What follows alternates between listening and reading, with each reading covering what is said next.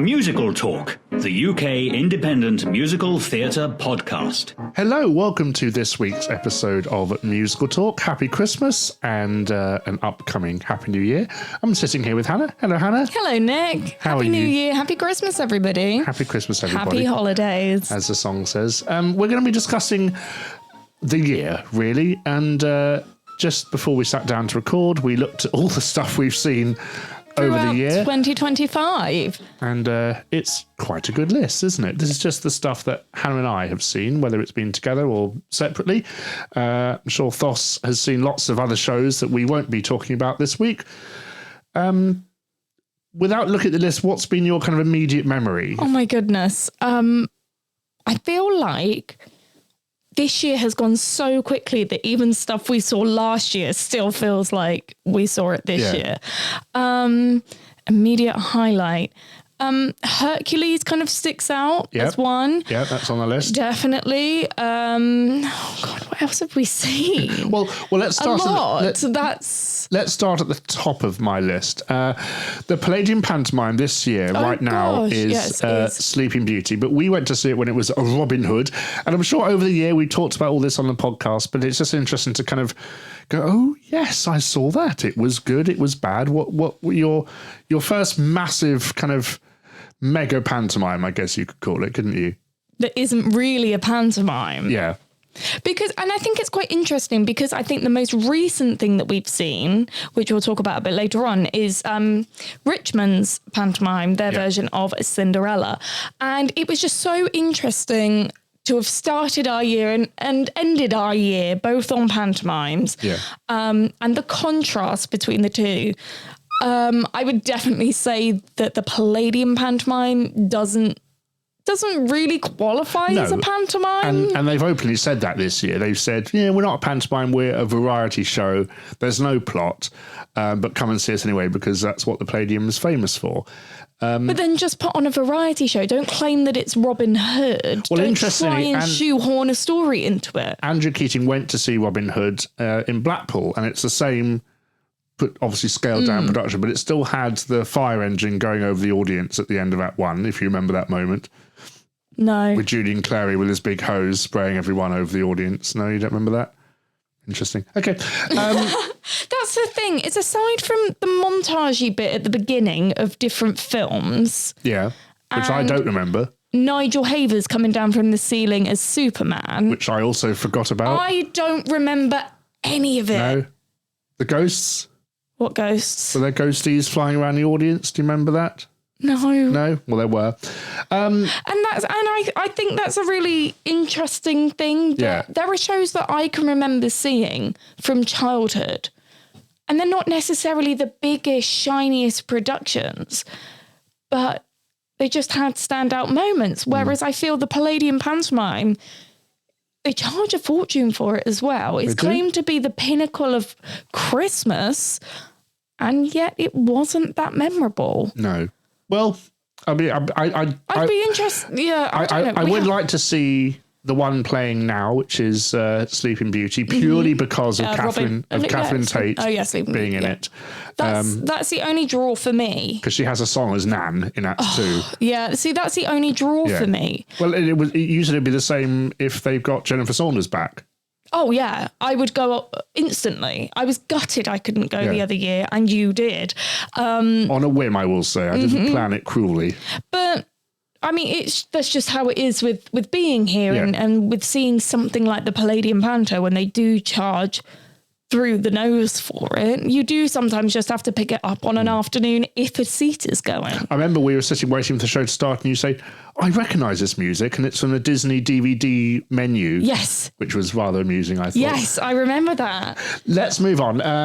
Something from childhood, not anything original. You then went to see, according to my records, Les Misérables. I did. I took my mum for her birthday and it's my first time seeing Les Misérables on stage, and I know you're not the biggest fan of it, but we loved it. We really loved it. Some of the moments, like Javert suicide, was a bit like, I wish it could have been done a bit better. But I did like the fact that the bridge rose up and everything. It just, when he jumped off and it was kind of just a Well, I saw it, I've told this story many times, I think, but at the Barbican for their 25th anniversary or 15th anniversary or whatever anniversary it was. And it was the most amazing way of doing his suicide that I've ever seen. He was attached to an arm, attached to his back, and it pulled him to the back of the stage. And it's as if he was standing on a bridge, and the bridge separated. Half of it went left and half of it went right. And he was floating in midair with no cable. But it looked like he was going. Looked like we were watching him from above as he was falling down into the sea, and they had a projection. That's cool. And I thought when they brought that back when they rejigged the production of Les Mis to be based on that 25th anniversary production that was at the Barbican, that's what they would do, but they don't. No. Which is a shame. I loved everything else. I think it's a West End staple, and it's not going anywhere anytime soon. No. It's an absolute classic, and as presents go, my mum still talks about how much she loved it. So no complaints for us on that one. And speaking of shows that are celebrating their 15th anniversary, we us being us, we return to Matilda every now and then, but of course we saw the show this year too. It's still very strong, isn't it? I loved it. It's still going. We saw it with the new cast, didn't we? Yeah. At the time. John Robbins as Miss Trunchbull. Very strong group they've got in. It was, always a pleasure to return to Matilda. Did we just do that the once this year? I think we saw it twice, but I think I only counted the first time we saw it. That's fair enough. That's fair enough. I can't remember if John Robbins was in that production. It's this year's been a bit of a blur, but then I got on my list MJ the musical, of which you went to go and see. I did, and the Michael Jackson thing is difficult because I did sit there thinking, yes, he's incredibly talented. He knew. They try and shoehorn musical theatre into it because he was influenced by Bob Fosse. And the songs are brilliant, but I'm just a bit tired of these jukebox shows that are just so, they wear their heart on their sleeve so much. And it's, everything just... So serious. Yeah, and the all the plot points just fall very neatly into and then they found a record producer and they became really famous.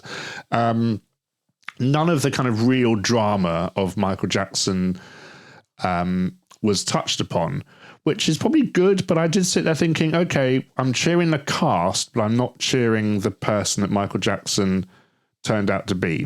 But I don't know. That there's it was a very, very good show.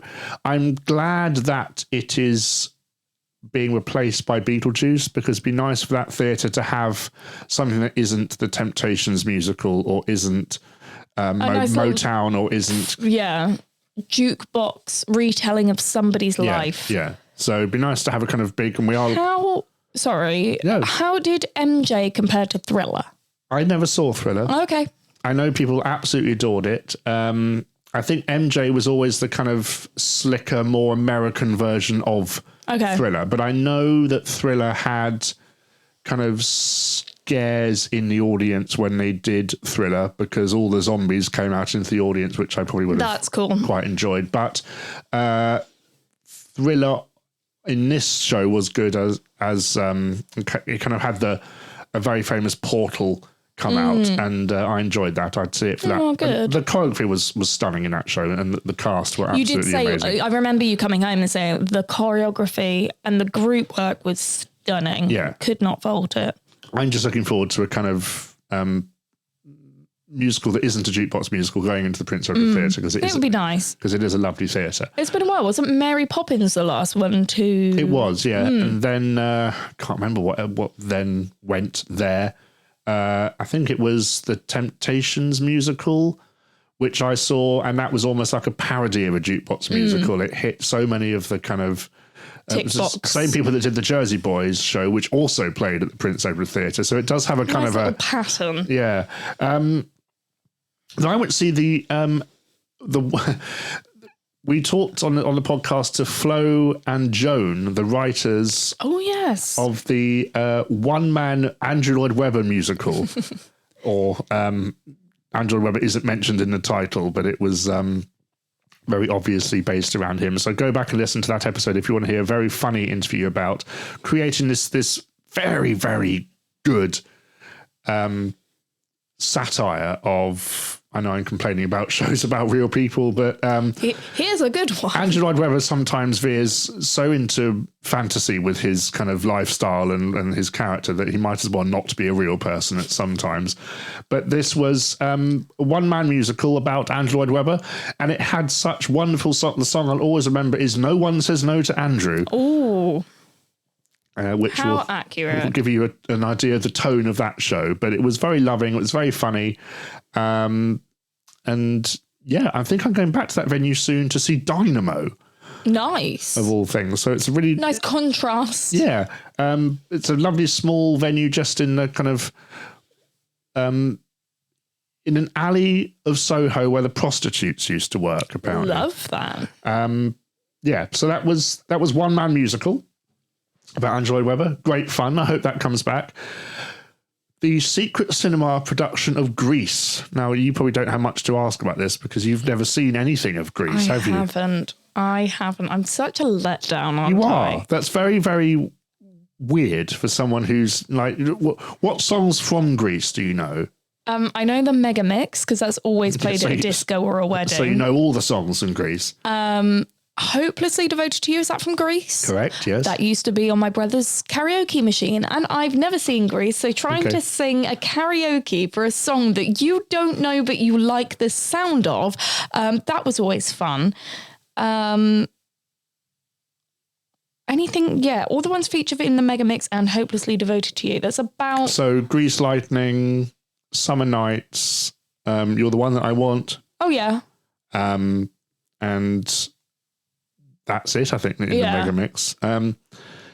So the Secret Cinema version was an indoor/outdoor production of the film interspersed with live performances of the songs in an immersive environment.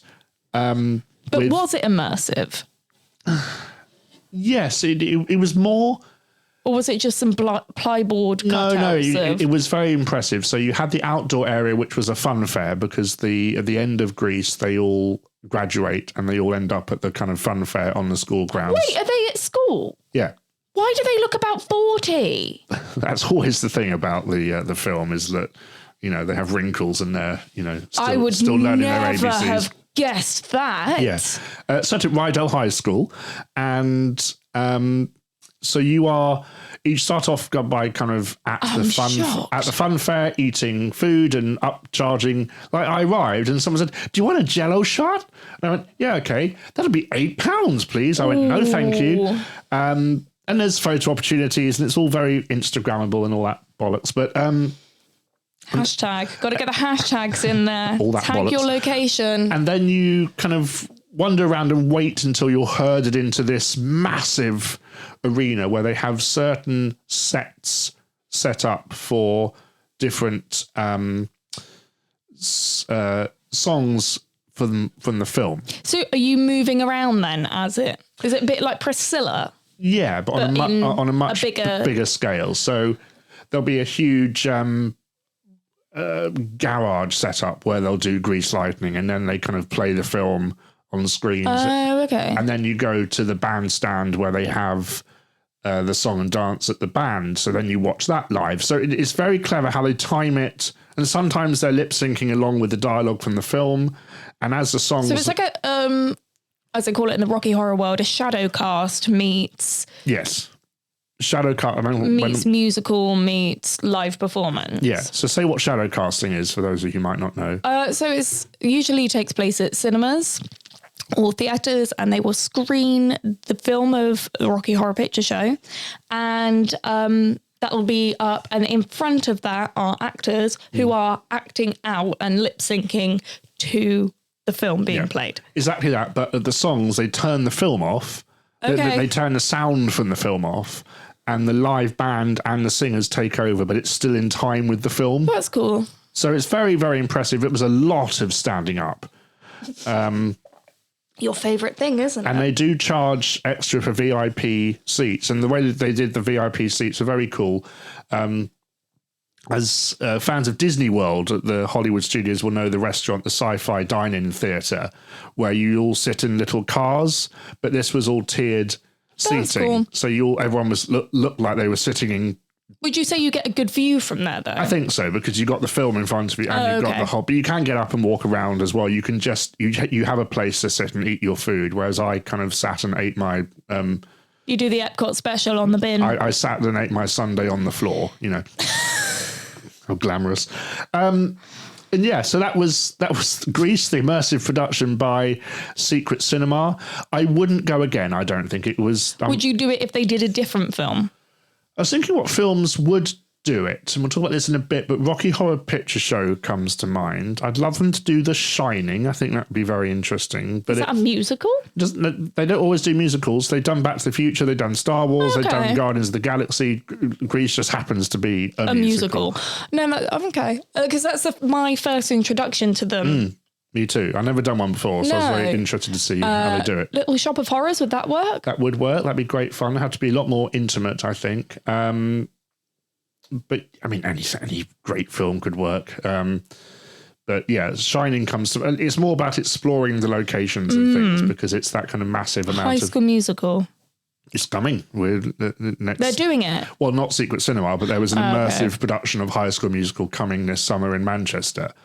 And our tickets are booked for which date? Well, we will go because I know you want to talk about High School Musical on Musical Talk.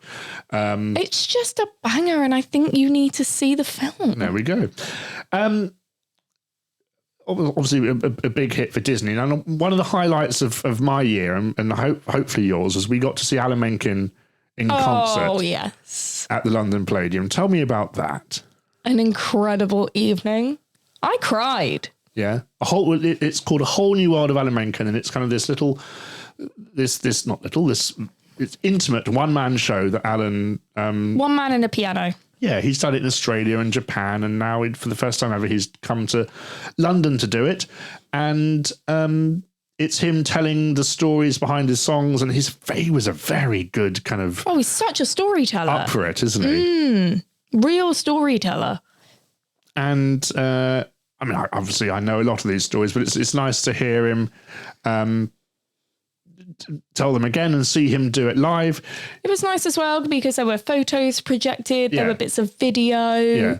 So it was nice just to get that kind of glimpse. What bit made you cry? When he did Ariel. Yeah, so you're a little fan of The Little Mermaid, aren't you? A bit more than little. Yeah. So when Alan said and he started playing those notes... Oh, I cried. Yeah. I was gone. I was gone. What else happened, Hannah? I met him afterwards. Yeah. It was very exciting. And he signed my Ariel notebook. We were very kindly invited backstage by Alan to hang out with him and his family and his friends and his agent and everyone. It was all very Hollywood. And we met Glenn Slater as well. It was so lovely. And he confirmed they are still looking at bringing The Little Mermaid to London, which would be lovely. So that was before all this thing changed in America. This thing changed in America. Do you remember Trump said the whole thing about... Because they said, and Alan said on stage as well, about the Tangled live-action film. Which is now back in talks, Yeah, but then do you remember that it was all steam ahead? Yeah. Then Trump announced some kind of bill or... His big, beautiful bill. And then things got put on hold because he also said about them doing a Tangled stage show as well. So who knows? Who knows what Disney are doing right about this time? But yeah, so that was Alan Menken in concert. A real highlight. And thank you, Alan, for being so generous as always. The night after, speaking of Glenn Slater, I went to see Clueless, the musical. Busy week. Yes, which was a thing I've long wanted to see done as a musical. It was done as a musical appropriately enough, in California, but it was a jukebox musical, so no one really cared about it. And then, so is it set in California then? Yeah. Okay. Set in Beverly Hills. And someone had the wise idea to actually do it with proper songs as opposed to just pop songs. And they did it. And what a concept. The issue was they were getting a pop star in to do the music called Katie Tunstall.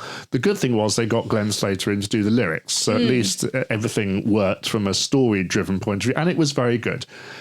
I think it was just a bit too late to do it because I don't know if the target market for it is huge. Well, I don't know. It wasn't as big a hit as people expected it to be. It didn't. I think it closed early. I've never seen the film. Yeah, but you haven't seen it. I mean, you haven't seen Grease, so there's no point you existing. Go away and watch Grease, and then come back, and then you can tell me why are these 60-year-olds in high school? Yeah, let's ask the same questions I've just asked you. And that's just Clueless. But Clueless is a very, very funny 90s retelling of Emma. And it's a very clever story. And the musical has some nice moments. It had some clever musical choices, which were very subtle throwback to kind of 90s ska, punk rock, and 90s, the swing revival that was very popular in the 90s. So I'm glad it went to that kind of level of, and it had like even Hanson made a kind of, there was an bop pastiche in that show. So that was quite fun. But yeah, it was a nice summer show that I enjoyed seeing, and I hope it comes around again because it was a very well constructed show. Would you say it would be better touring? I think so. I just wonder. And I was thinking, has the audience for it passed it? But no, it's the ideal kind of. If Hercules has the same audience as Clueless, I just, the kind of teen movie to musical market, that's easy for me to say, is an odd one because you get you get Legally Blonde, which was excellent, just perfect as a musical. Then you get Heathers, which makes no sense for being a hit because it's a very obscure 80s dark and 80s film. So you're talking, 50 years old for this film. Good grief. Or 40 years old. And suddenly it's popular with all the 17-year-old teen girls. Because of Carrie Fletcher, I'm guessing. I don't know, but it was on Broadway first. So yeah, I think they're trying to tap in. So let's get that market with Mean Girls and Clueless, and I just want one of American Pie. I think that'd be very funny, but that would never happen in a month of Mondays. Or the In-Betweeners, the musical, I think might be more. Wait and see. Well, there are rumours that it's going to be on stage, and with TV shows going to stage now, who knows what they are planning. Let's talk about The Great Gatsby, shall we? If we're going to carry on with adaptations. That was a good adaptation. I remember talking about this like it was yesterday. But I'd read the book, I'd seen the film, and you went Which film? The Leonardo DiCaprio one, and you went in completely blind, which doesn't usually happen this way round. No. What did you think of it? I was blinded by it because it was so big and bright and dazzling. It was so good. My only criticism, much like Les Mis, his little jump fall into the pool at the end. Yeah. But now, just going back to High School Musical, you were excited to see someone on stage, weren't you? Giggle from the audience. Thank you. Yes, Corbin Bleu was in it. It was so good. And that was a shock for you, wasn't it? Yeah, because I didn't really read much on it cast-wise going in, because my thought is always the cast should be strong, doesn't matter who's in it. So when I get there and I see Corbin Bleu's in it, I was like, I mean, what I remember about this show was the cast was strong, and it was so probably the best cast in the West End at the time. The only actual other thing I wasn't a big fan of, I remember there was a song in it about Gatsby panicking about Daisy coming over for tea, and I just thought it was so unnecessary and so out of character for Jay Gatsby, but I get they had to have some kind of comic relief in it. I think a lot of the songs were a bit inappropriate style-wise for the era. We watched, I think we said in the podcast, we watched a Family Guy little retelling of The Great Gatsby in about 8 minutes. Yep. And the music in that was more 20s than anything that came from the musical. So that's the only issue I have with it. But I loved the design. I loved the cars. I loved the... the golf buggy cars were brilliant. The screens that added depth to the actual set pieces. That's the thing. It was a beautiful blend of screens and set pieces. Yeah. it wasn't an exchange and a disregard for physical sets. And at some points when they were going through the bridge, it looked genuine. Yeah. And that's how you should blend your screens. It was a real lesson in, come on, guys, it can be done. Yep, it can be done very effectively. And it was a great demonstration of that. Yeah. And I listened to the cast recording a couple of times afterwards, so it obviously stuck in my head, and there was some nice songs in it. But yeah, glad we saw it, and I'm glad we made the effort to see it. We rewatched last year's big night of musicals, didn't we? Yeah. And a bit from The Great Gatsby popped up there, and I just remember thinking, oh, I wish I could see that again. Yeah. You know, I really enjoyed it. It was a real nice feel-good piece. Even though it's not the most uplifting of pieces, it was just really good. Yeah. I really enjoyed it. Scissorhands. That wasn't this year. It was. Now, you can go back on the podcast and listen to Emma Williams talk about that show. We went to see it at the Elephant Union. Oh, gosh, that was a tricky one to get through. Yeah, and everyone was ill. Yes. Yes. Gosh, I didn't realise that was this year. That feels like a long time ago. I don't think I'm doing this in order, but I can't remember. I might be doing it in order, but yeah. I mean, I had tonsillitis. Yes, that everyone was ill. That I remember. That won't be happening again. No. But you know, yeah, it was a show that happened. Now, it was a retelling of Edward Scissorhands with rock songs and popular tunes, wasn't it? Yeah, and no licensing. Let's be honest about it. Yeah.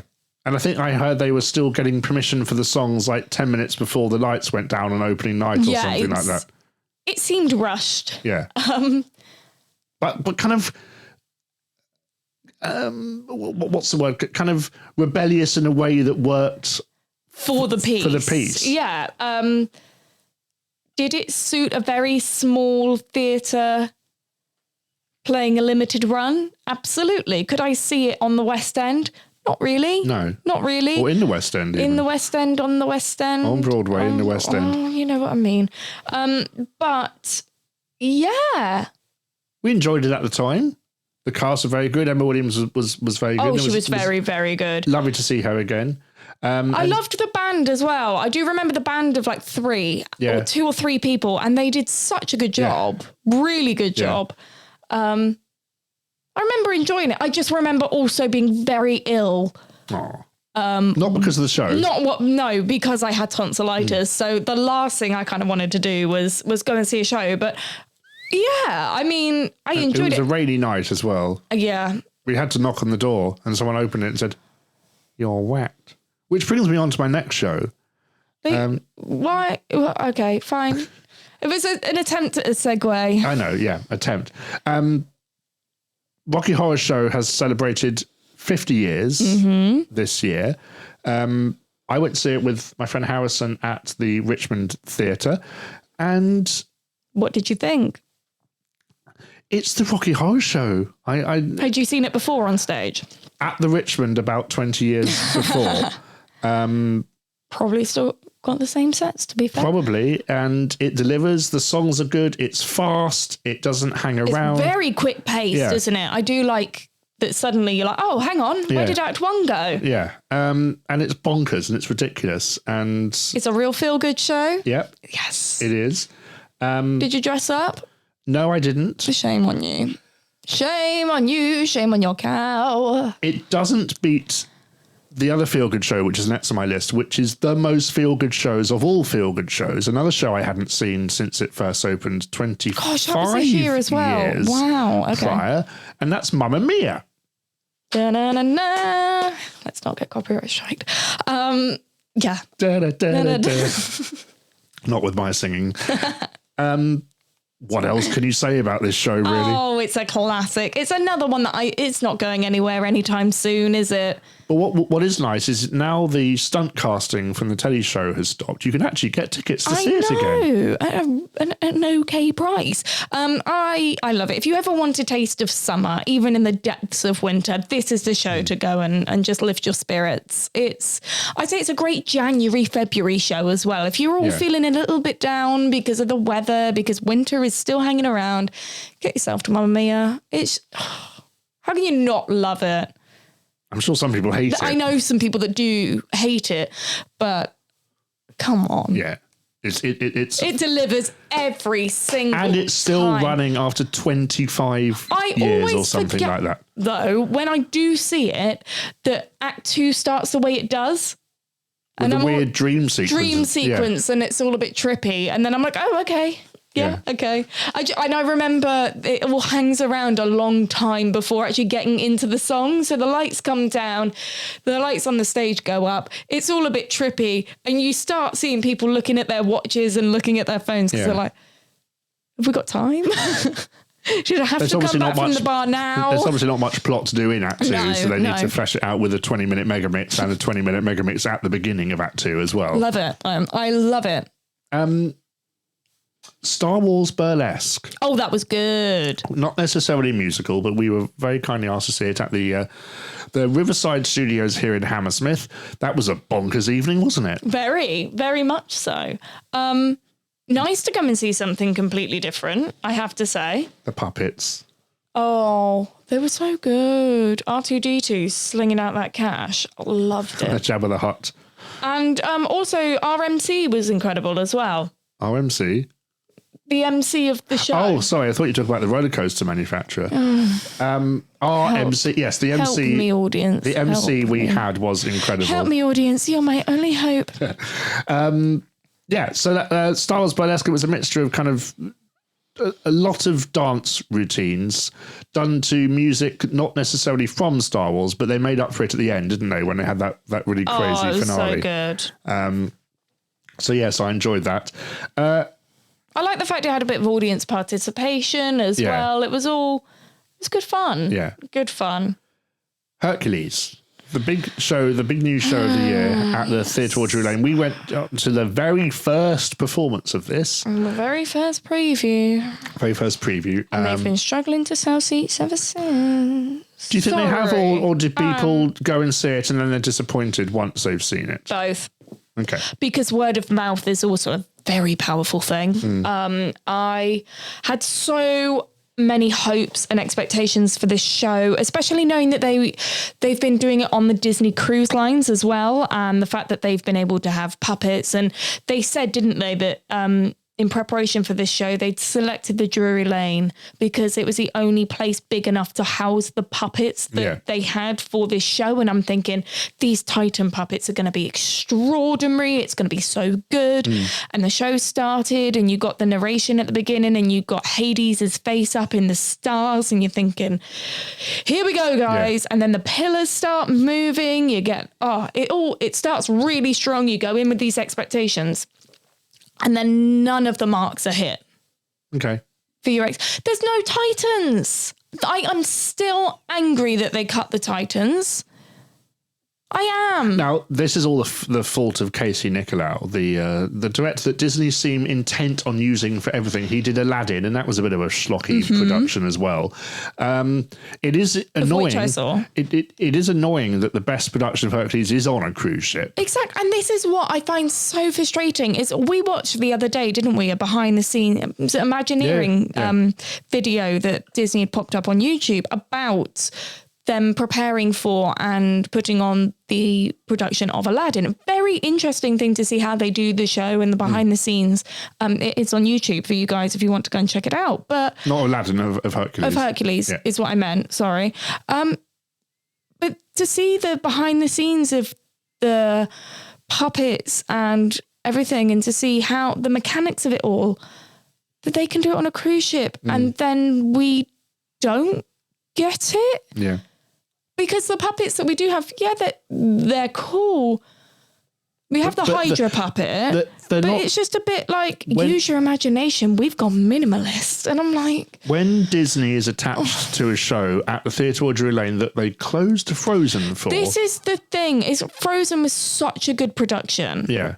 That's also on our list as well for a weird reason, which we will get to. But it was such a good production. It's a shame. It threw everything at it. Yeah. And then you get that thrown out for...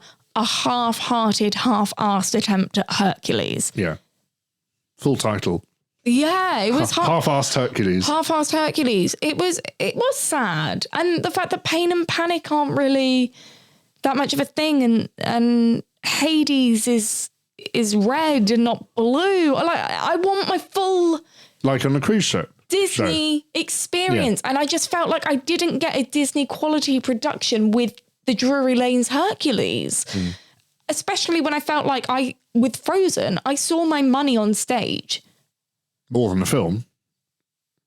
I mean, I think the stage show of Frozen is better than the film. Oh, yeah. The film of Hercules is better than the stage show. Exactly. And the thing is with Hercules is it's so frustrating because it could have been good. It could have been better than Frozen. They just chose to cheap out on some of their decisions, which is what is... And also, after we saw it, they cut 20 minutes of the second act. So the show's only about a minute long now. I know. It was a short act anyway, and then they cut a load. They should be adding to it. I did like the Great Balls of Thunder song that isn't Great Balls of Thunder. The Great Balls of Fire. No, Bolts of Thunder. Yeah. Great Bolts of Thunder. The songs are fun. They're serviceable. The script has some very funny gags in it. I like that. I just wish it were directed with a bit more style and not just like it felt like an assignment. Yeah, and it's almost like the audience is guaranteed because the kids now have grown-up money and the Disney lot will come to see it. And it was great. You know, you really had some committed people coming to see this show on opening night. The Hercules outfits and everything. Brilliant. Yeah. I loved it. But it did feel a little bit like, we're just going to take advantage of the fact that it's going to be popular. Yeah. So we don't have to spend the money on it. And that was sad because there's so much potential for it, in my opinion. I returned to Back to the Future this year just once because I wanted to see an actor in it called Brian Connolly playing Doc Brown. The show has announced it's closing in April of next year. 2026. Yeah, it's done pretty well. It started in Manchester in 2020 for about 3 minutes and then shut and then opened in London to great fanfare, and it's done well. I enjoy the show like many things. I wish it were written a bit better, but so much is thrown at you. You kind of think, okay, fine, 29 songs in this show isn't the end of the world. The car still does what you wanted to do and more, and it's a very faithful retelling of the film. Be interesting to see what goes into that theatre next. Back to the Future is on tour, so that's nice that more people are going to be able to get... Would you say it will be delivered to the same standard on tour? I think so. I don't think it'll have all the bells and whistles, cross arch surrounding stuff that the show does, but it's touring the States as well. So okay. I think shows can... Technology has led, like especially LED lighting, it's led to shows being able to do a lot more than we expect when they tour. So I presume tours are planned when they put on a kind of sit-down production in London or Broadway, and be interested to see how it goes on tour. My friends Chris and Nikki are going to the very last production of Back to the Future, so we'll probably get them on to discuss what the atmosphere was like, which would be a good fun discussion. They won't be able to make it through. They'll be crying too much. I know. So a lot of people.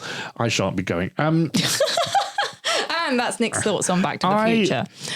I will discuss this show in more detail in a future episode, but Paddington the musical is... nightmare fuel. It is the big show of the year. What were your thoughts, Hannah, when you saw the viral footage of Paddington Bear on stage? My actual words that I used? Yep. It's nightmare fuel, burn it with fire. Okay. You haven't seen the films of Paddington, so you... No. Because I'm 28. Yeah. So you're a wise woman and you should see it because they're brilliant films, especially the second one. Third one we don't talk about. No, but they're classic family films. They're designed like, and you said this the other day, that family films like that don't get made anymore. No. I don't have children to sit down and watch it with. So I'm not gonna, it's not like last night, for example, I watched Chicken Run, the second one. Because I love Chicken Run and I loved it as a kid. For me, when I watched Paddington as a kid, it was a little stop motion Paddington from the 70s. Yeah. That's my idea of Paddington. I haven't really encountered him again until now. There's this big resurgence. And I don't have the kids to kind of sit down and reignite that interest. So in my late 20s, I'm not going to think one evening I'm going to sit and watch Paddington. That's what you think. No, I'm not. I saw some of it on the other night when you were watching it. Yeah. And it did not interest me in the slightest. He was there in some prison get-up. I'm like, good. Everyone's like, oh. I'm like, how can you feel sorry for a computer-animated bear that doesn't exist? So the issue you had with it being on stage was that he looked completely dead behind the eyes. Absolutely. So this is this kind of amazing puppetry that's been doing where you've got... the technology is cool. I'm not dismissing the technology, but when you look at... And I'm not dismissing things like that at all, because you look at the Frozen Olaf walking, roaming animatronic that's wandering around Frozen Land when it opens in Disneyland Paris. That's really cute. That's got a little personality to it. I'm not dismissing the fact that it's can't be done. I just felt like with Paddington, the lip sync wasn't right when the guy was talking to him. The robot mouth didn't match the words being said.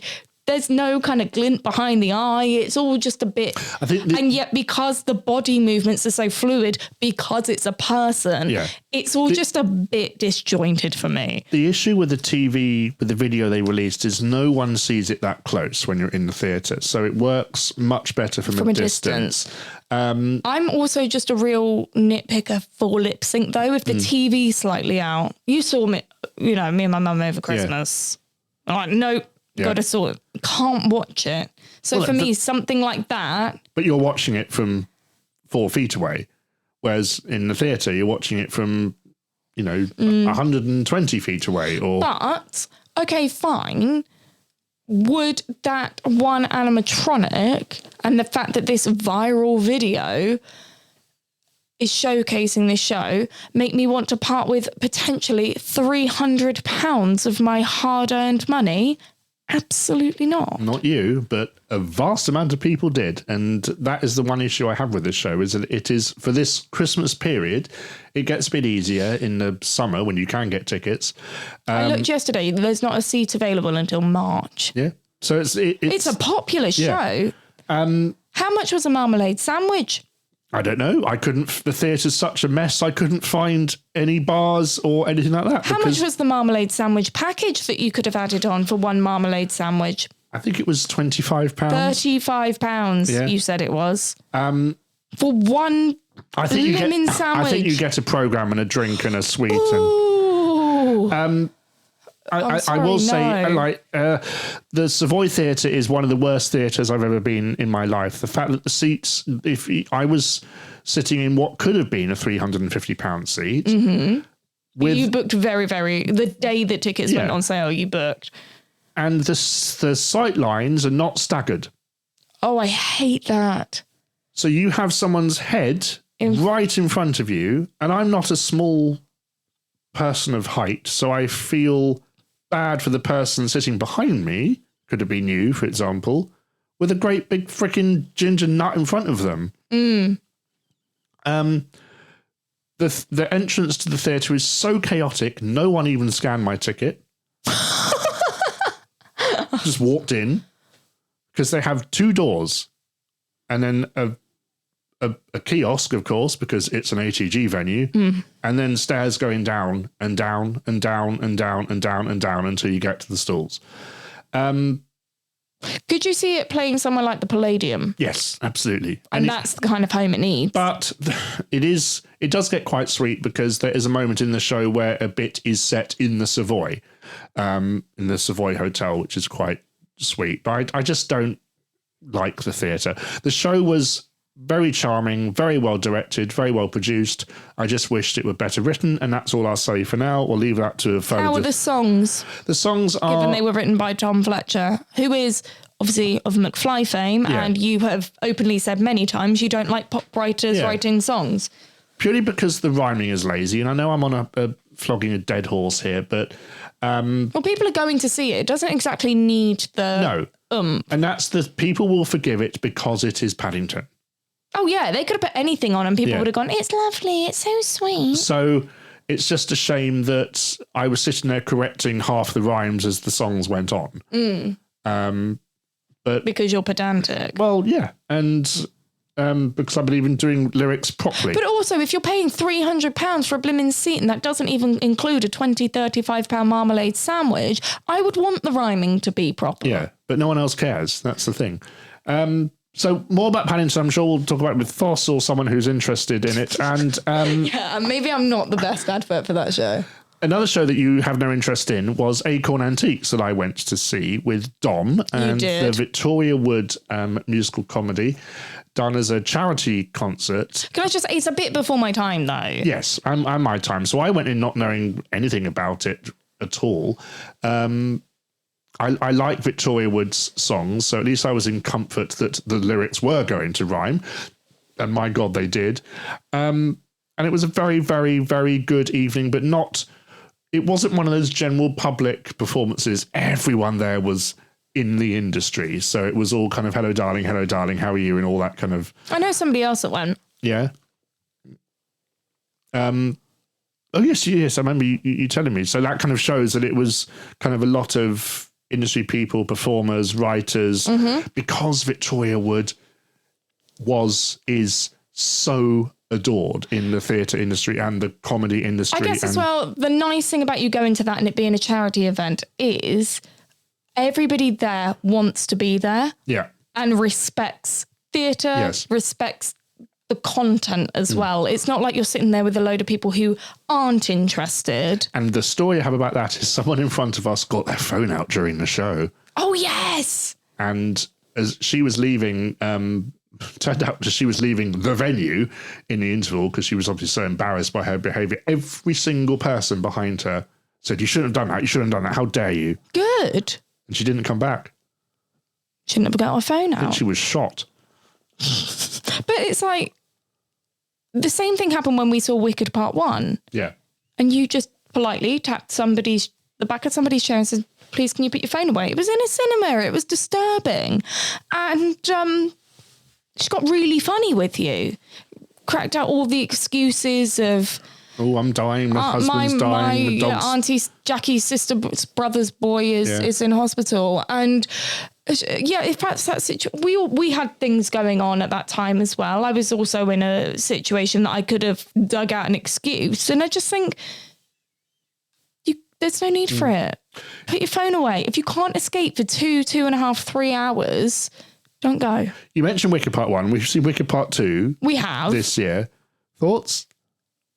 I would still rather just go and see the show and get the whole thing done in less time than the first film.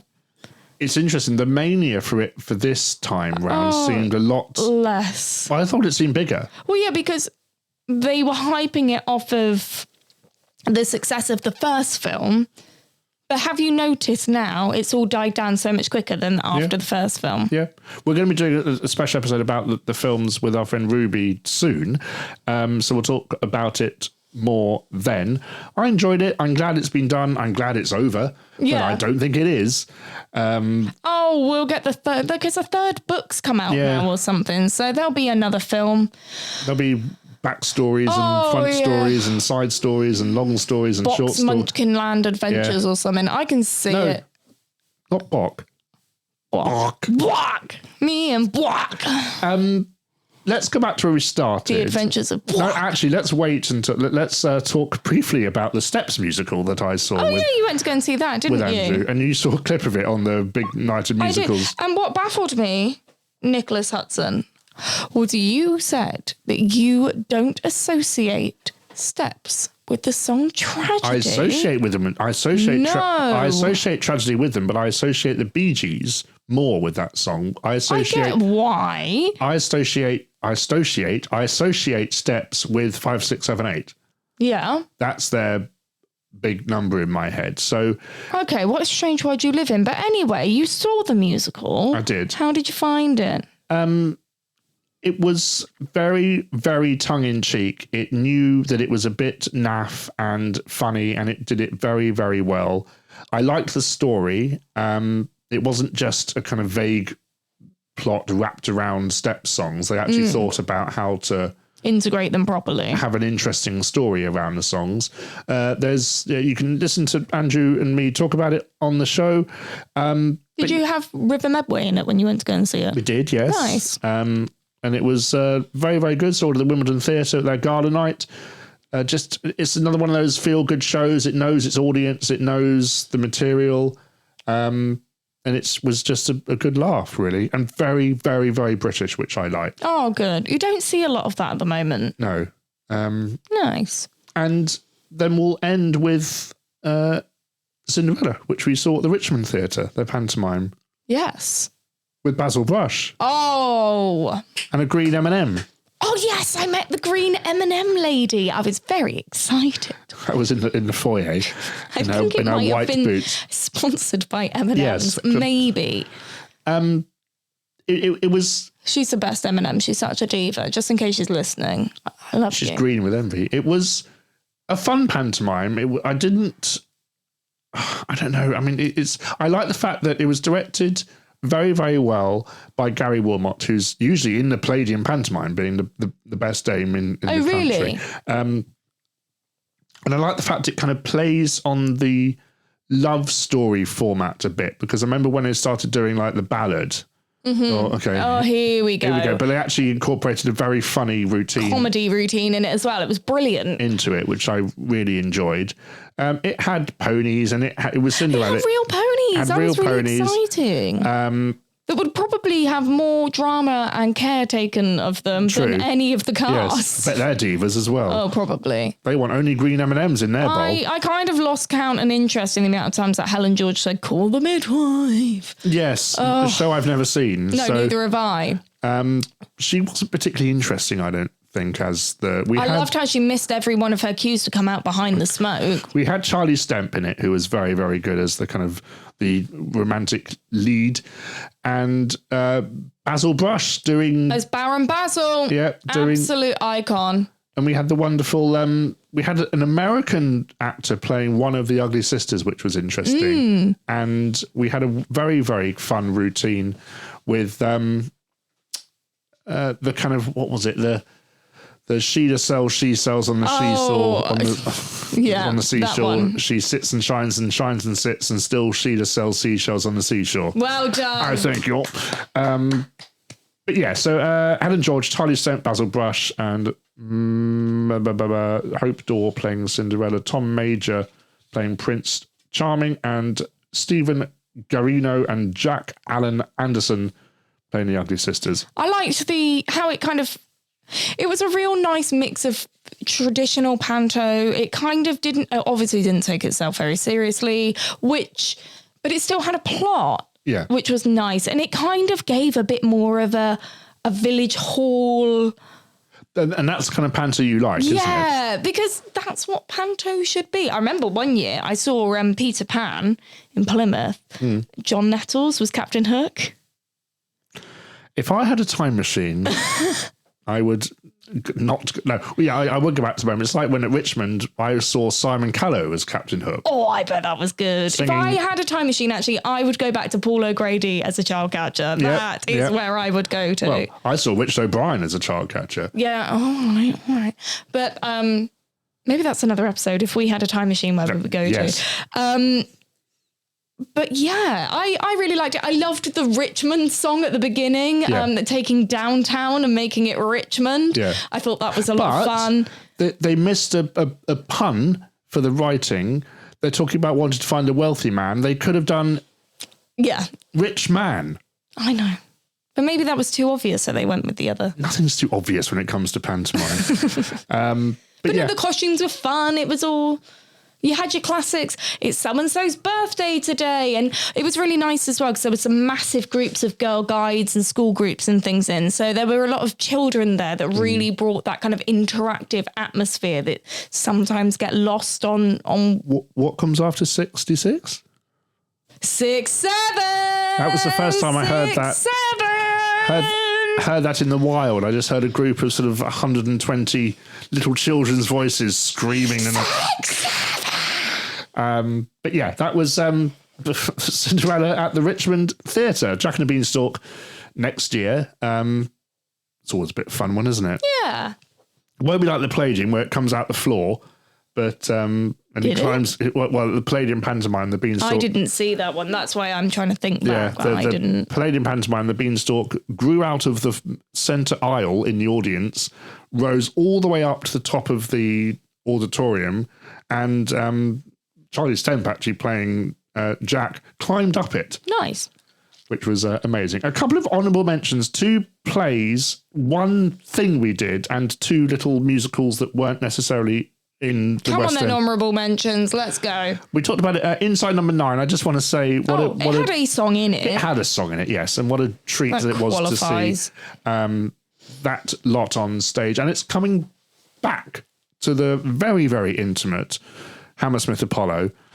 I didn't realise it was coming back. Yeah, and I don't think it'll work that well there. Don't know. We'll have to go and find out. Ooh, sounds fun. And something I saw in the same ilk as kind of horror shows, I saw Paranormal Activity last night. How was that? It was excellent, but it bears no resemblance to the Paranormal Activity films. It's just there to draw people in, I think. It's more of just a catchy name that people can associate with. A ghost story on stage, done very, very well with a brilliant cast.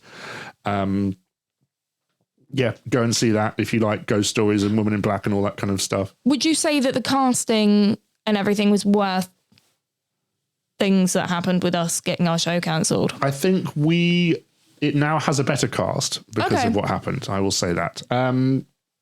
Because just for the listeners, we did have it booked in for 3 of us to go. Yeah. And then we didn't go. A large amount spent on tickets. And then the day of, we had an email to say that our show had been cancelled. So you and Andrew Keating got rush seats yesterday. Well, no, we tried to get rush seats, but because it's such a small venue, again, another dreadful ATG theatre. Didn't you say something about you had to get up and... If you're on one side of the auditorium and you need to get to the other side to meet your friend that's sitting there... Or go to the loo, or... I'm not sure. You have to leave the building and then go round into the main entrance and go up to that side of the circle. But it's pretty comfortable. At least the seats were staggered. True. How was the leg room? Fine, but because I was on the end of the aisle, I could kind of swivel around. But I was still in. So it has stalls and dress circle.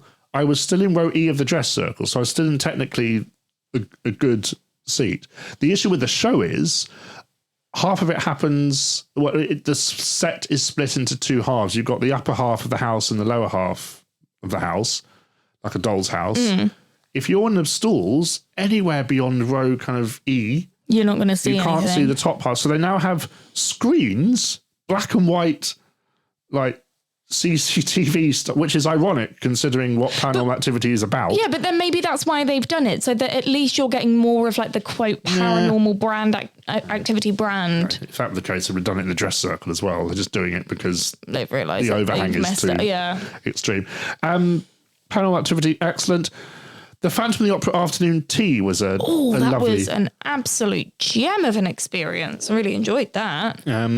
Thank you for that. It's a bit hard to talk about it on a podcast, but it's something we'll never forget. And it was still got some treats from it in the fridge, really, which we should probably eat. But it was... no, they're the commemorative chocolate things. Yeah, the chocolate monkeys. I know. That was such a good afternoon. I was so grateful we got invited to that because was the story, the way that it was told through the afternoon tea. I am still of the vein that there should be more musical themed afternoon teas. I thought you were going to say I'm still of the 1% of the world who hasn't yet seen Phantom of the Opera. I am also still that 1% of people that has never seen Phantom of the Opera. But what was nice was that I could still go to that and understand the story without having seen the musical. I went on Monsters Unchained and saw him playing the organ with fire. That's close enough.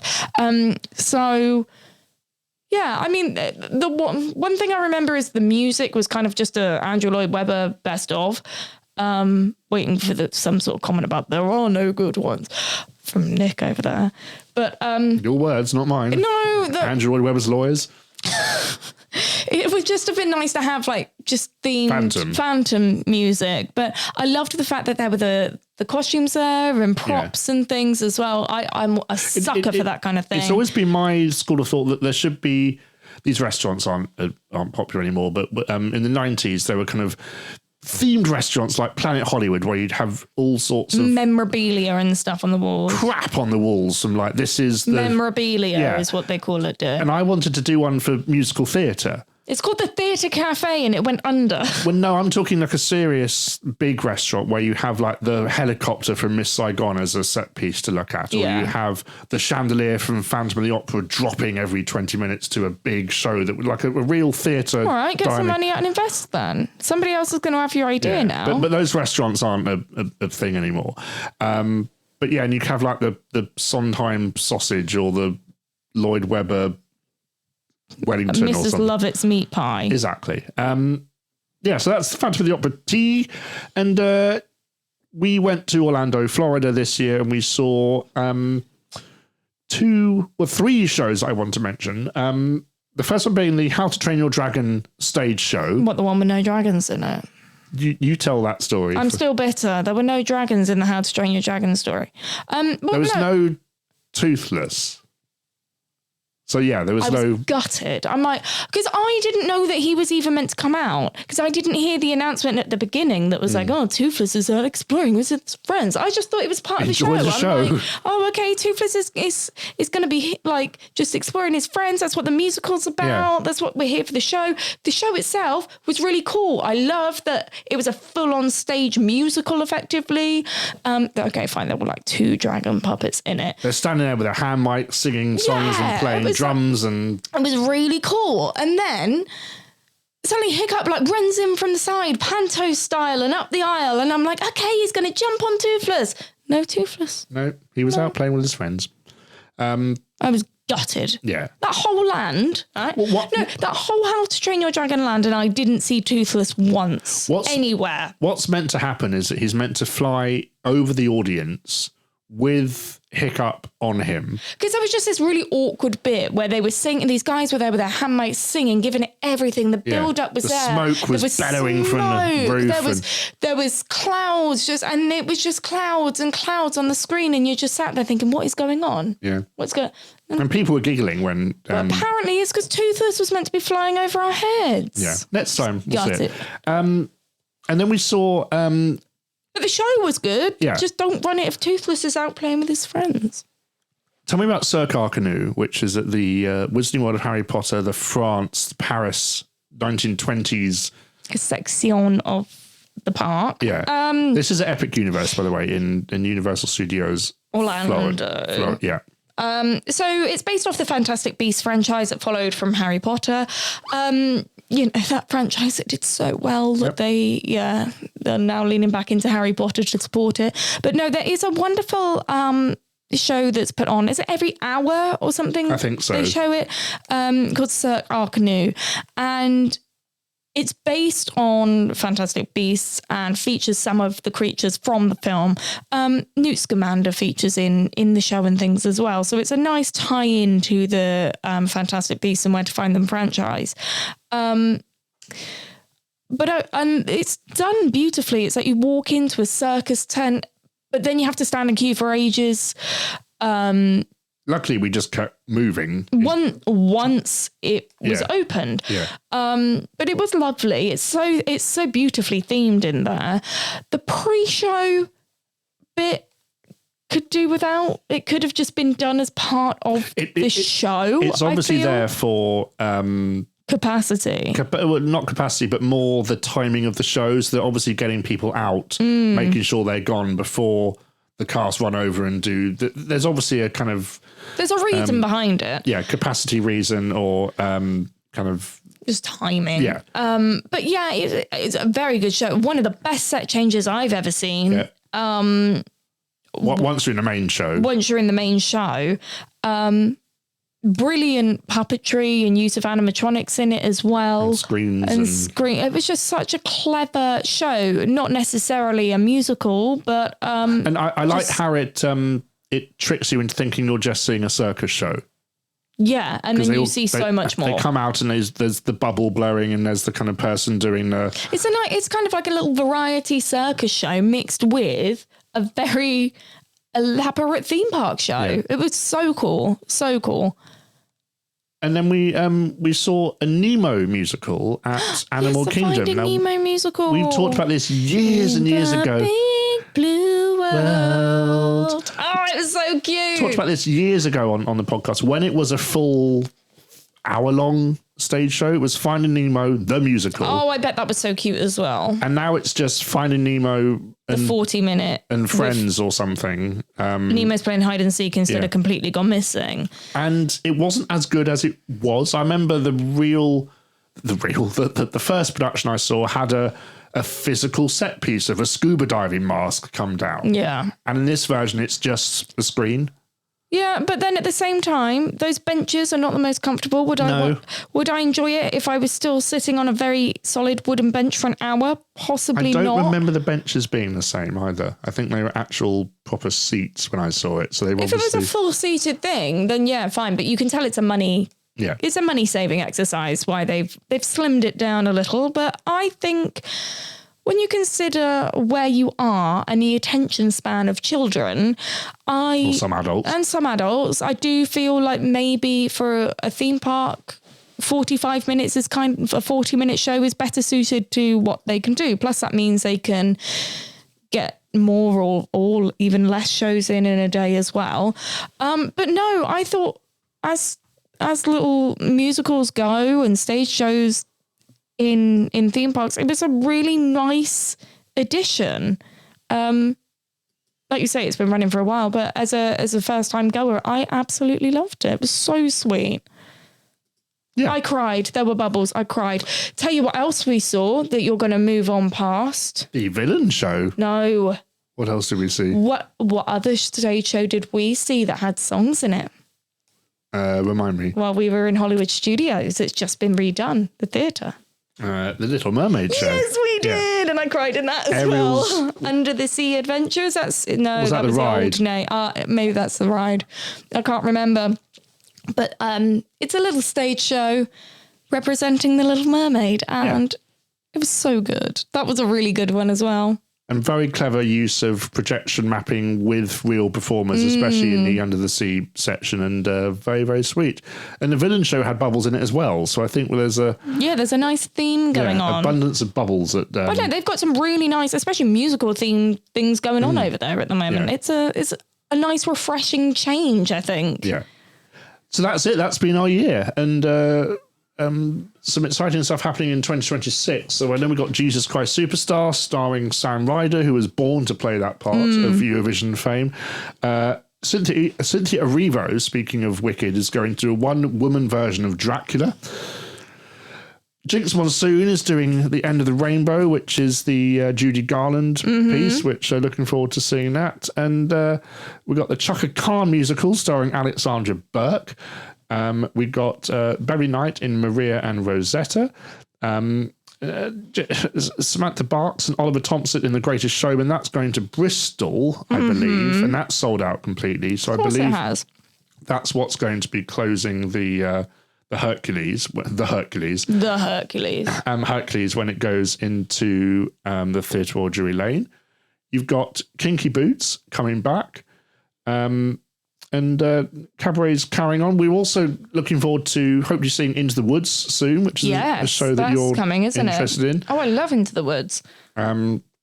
I'd like to see Phantom with you. I'd like to go and see The Cursed Child with you and lots of other exciting things. So let's... Beetlejuice. And Beetlejuice, coming this spring, which we will be seeing. But thank you for taking us down the Musical Talk memory lane of 2025. It's You're getting ahead of yourself. I know. Thank you very much for listening as well. I was going to say, what has been, for our dear listeners, what has been your favourite show of 2025? Let us know.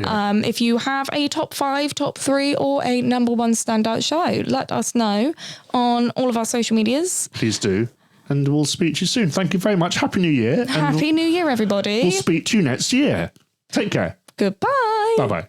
Thank you for listening to this week's episode of Musical Talk. To find out more about the world of Musical Talk, you can visit our website at musicaltalk.co.uk, where you'll find all our episodes, or you can listen on Spotify, Apple Podcasts, or YouTube. Please follow us on Twitter and Instagram at Musical Talk.